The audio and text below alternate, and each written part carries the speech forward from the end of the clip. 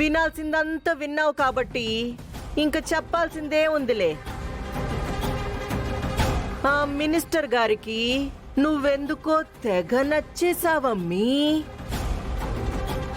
అందుకే ముహూర్తం కూడా పెట్టించుకొని వచ్చేశాడు.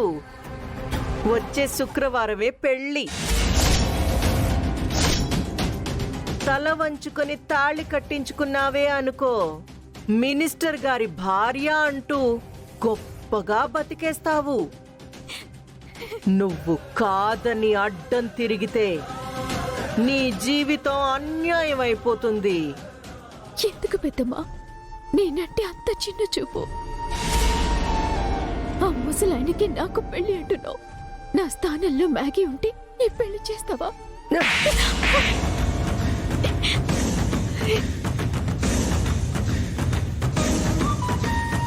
మ్యాగీకి నీకు పోలికేందిమే? నువ్వెక్కడా, నా కూతురెక్కడా? నువ్వు ఒక హంతకుడి కూతురువి. నా అన్నను చంపి పారిపోయిన నీచుడు మీ నాన్న.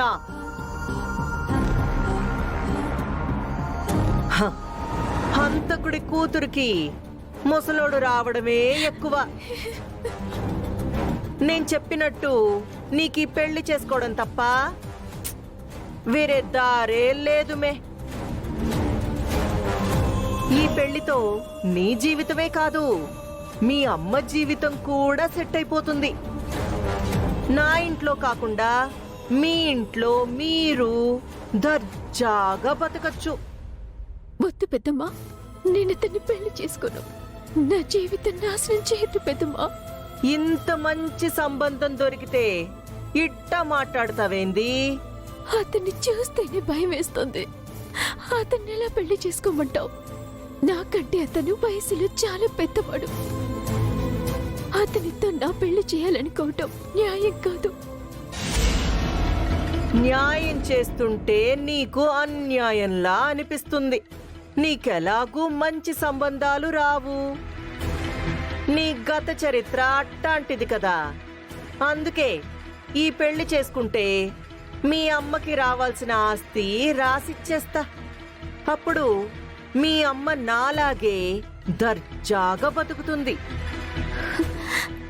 మాకు కావాల్సింది ఆస్తులు అంతస్తులు కాదు పెద్దమ్మా.